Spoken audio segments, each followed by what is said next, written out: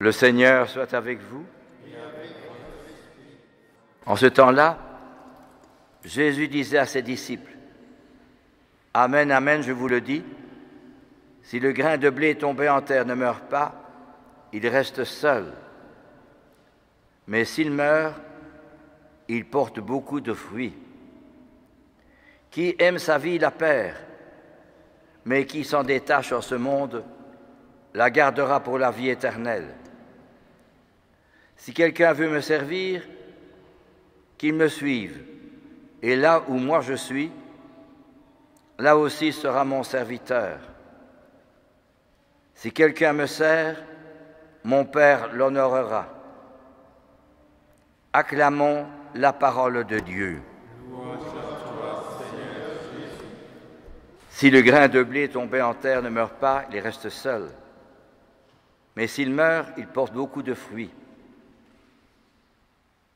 Qui aime sa vie en ce monde la perd, mais celui qui perd sa vie en ce monde la gagne. Voilà des paroles assez étonnantes. Et que veulent-elles nous dire aujourd'hui, en cette belle fête de la solennité de Saint-Lambert, patron du diocèse de Liège? S'il nous arrive d'être responsables, d'organiser une réunion, d'organiser une session,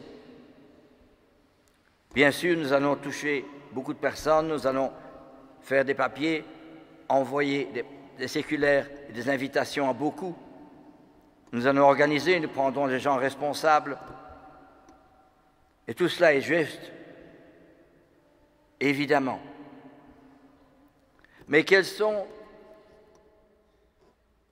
les moyens que les saints et les martyrs ont employés pour construire l'Église?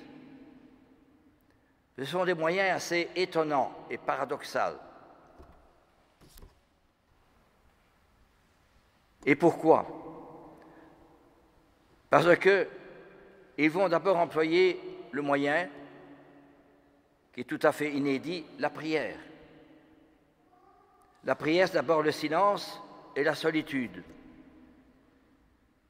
Pas seulement quand on est tous ensemble, bien sûr, mais surtout aussi quand je suis seul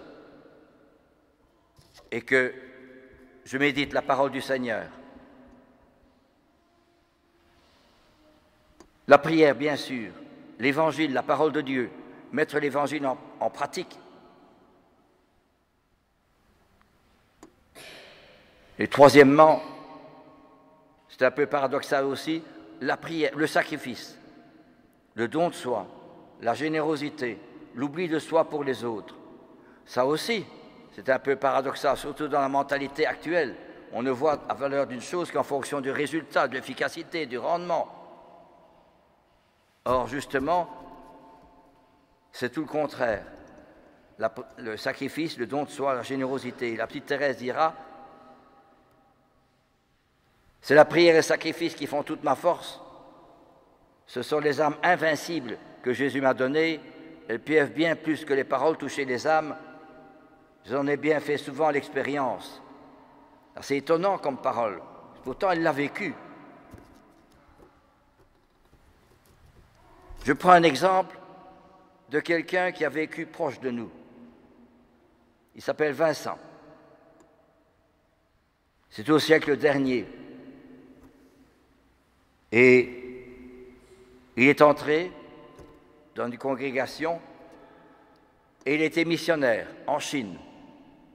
Et là, il s'est rendu compte que la Chine était colonisée par la France.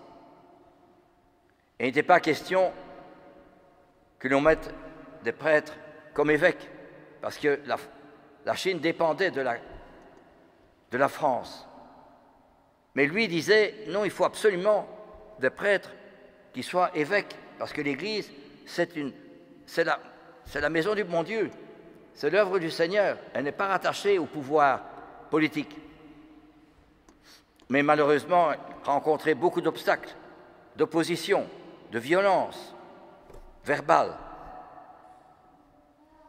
Et cependant, si vous lisez ces lettres, qui ont été reprises par le chanoine Leclerc. Pas dans aucune lettre, le Père Leb n'a été violent ou critiqué. Il a dit chaque fois la vérité. Il faut revenir toujours au Christ. Et un beau jour, il a été chassé de la Chine. Il est revenu en Belgique. Il était belge. Et quand il est revenu en Belgique, il y avait beaucoup d'étudiants chinois qui étaient revenus en Belgique. Et alors, le Père Leb s'est occupé beaucoup de ces étudiants chinois pour leur trouver un endroit pour loger, un garni dirons-nous aujourd'hui, et pour manger, pour vivre, parce qu'il n'y avait pas de CPS à l'époque. Et alors, le Père Leb est allé travailler à Verviers, où il a demandé au vicaire, l'abbé Bolland, à l'époque, de bien vouloir s'occuper des étudiants chinois. L'abbé Bolland a dit oui, je veux bien, mais pas chez moi.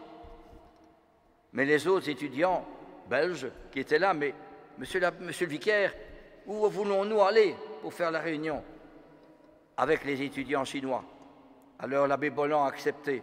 Ben, il a été débordé, il y en avait plein. Et il fallait trouver pour se loger, etc. Et le Père Leb, il fallait qu'il parle à l'église principale de Verviers. Et il est allé en train. Mais le Père Leb, c'est une âme de feu. Il dormait peu. Il était en train pour aller à Verviers, mais il a brûlé la gare de Verviers. Il est allé jusqu'à Herberstal, il s'est endormi dans le train. Quand il est arrivé à Herberstal, on lui a dit, écoutez, c'est Herberstal ici, il faut revenir, reprendre le train pour descendre à Verviers, ce qu'il a fait. Et tout le monde l'attendait dans l'église était comble. Et alors le Père Leb est arrivé en retard, et il a parlé sans papier ni rien, ex abundantia cordis, de l'abondance du cœur, avec enthousiasme, avec feu, avec courage, énergie, vraiment dynamisme, pour ces étudiants chinois et pour le Christ, parce qu'il voulait une Chine chrétienne. Et tout le monde était sidéré, fasciné par son enthousiasme, par sa foi, par son dynamisme. Et alors, le Père Leb, car c'est de lui qu'il s'agit, il a gagné le cœur de beaucoup de gens. Et beaucoup de gens ont aidé les étudiants chinois pour se débrouiller, pour arranger les choses. Et le Père Leb avait demandé à monsieur le vicaire, Bolland, est-ce que tu veux bien t'en occuper? Et l'abbé Bolland était vraiment... Il y avait plein de monde, plein de gens et plein d'occupations. Il fallait courir pour là, ceci, téléphoner là pour ceci, faire... Et l'abbé Bolland, il est venu terminer sa vie ici, chez les bénédictines. Et ma sœur, qui fait ses études aux bénédictines, me disait, l'abbé Bolland, c'était vraiment un chic type, c'était un saint prêtre. Malheureusement, elle n'a pas suivi l'exemple de l'abbé Bolland. Mais enfin, c'était formidable.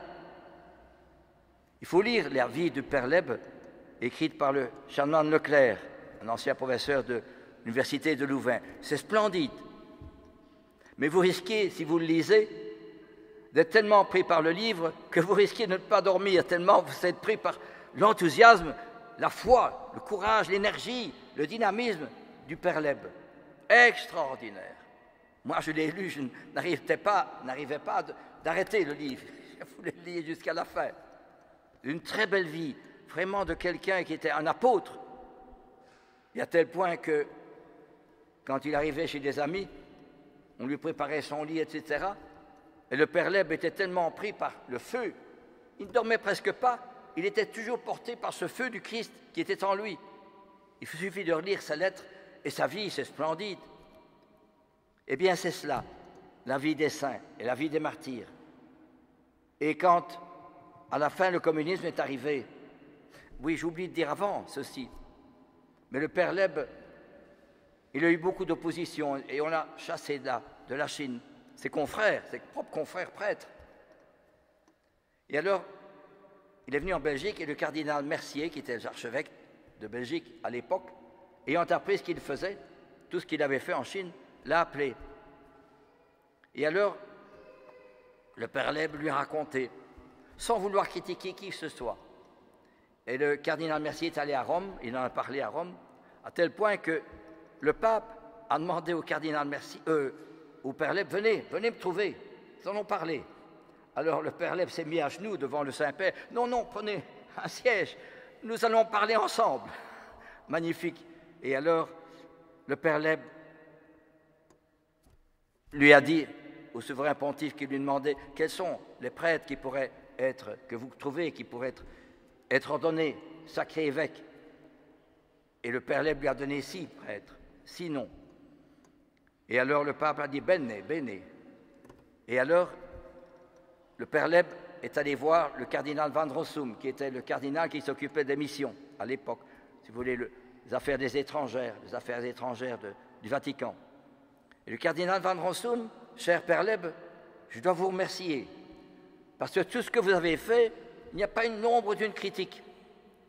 Vraiment, votre esprit d'obéissance, qui était dur, vous auriez pu vous décourager, votre esprit d'obéissance, de prière, d'esprit de relation, c'est ça qui a gagné. C'est ça qui fait qu'aujourd'hui, il y a 6 prêtres qui vont être sacrés évêques par le pape lui-même.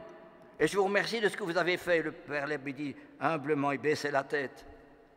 Et quelques jours après, quelques semaines après, il rencontre le cardinal qui était séminaire à l'époque, le cardinal Sunens. Et alors il demande comment allez-vous? Il n'était pas cardinal, Sunens, il était séminariste. Comment allez-vous? Je vais bien. Et alors le père Leb lui dit, l'Esprit Saint, je n'y crois plus, je l'ai rencontré.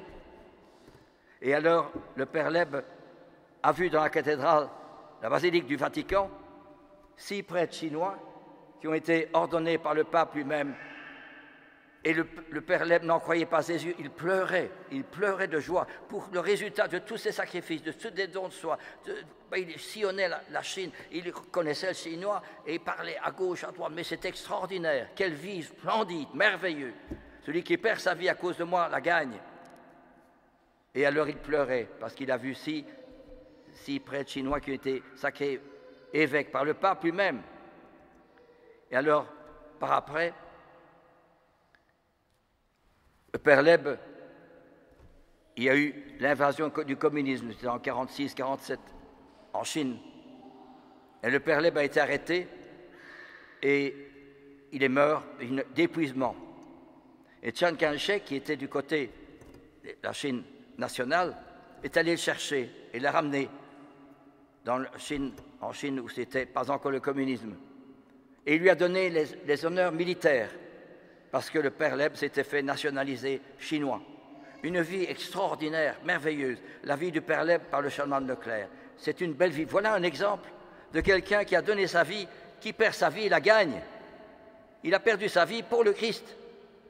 Et comme disait le cardinal Van Rossum, sans critique, sans opposition, sans violence. Mais c'est extraordinaire, c'était un saint. Voyez-vous, eh bien c'est cela.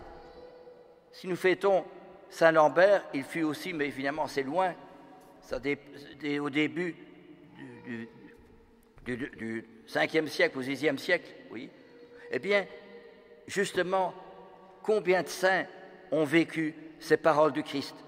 D'abord la prière, le don de soi, le sacrifice, la pauvreté, l'humilité, la générosité. Il se privait de tout, là, le père Leb. C'est extraordinaire. Il vivait vraiment dans le don de soi total, extraordinaire. Mais combien de vies comme cela? Je ne puis citer que lui, mais il y en a tellement d'autres.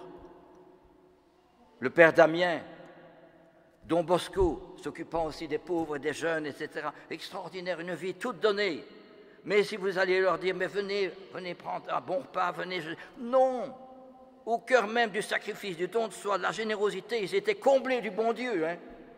C'est tout le contraire de nous, nous cherchons le bonheur dans les choses matérielles, mais nous trouvons peu de choses. Tandis que dans la disette, dans la pauvreté, dans la difficulté, les problèmes, les contrariétés, dans la solitude, parfois les critiques, les oppositions, je peux m'en prouver de cela. Quand on fait l'œuvre du bon Dieu, on rencontre beaucoup d'obstacles et de difficultés, de contrariétés. Eh bien, au cœur même de tout cela, c'est la joie suprême, parce que vous y trouvez Jésus. Vous êtes transformés par la grâce, par l'amour du Christ. Ce n'est plus moi qui vis, c'est le Christ qui vit en moi. Celui qui perd sa vie, la gagne. Voilà, frères et sœurs, quelle belle vie tout de même, hein, la vie des saints.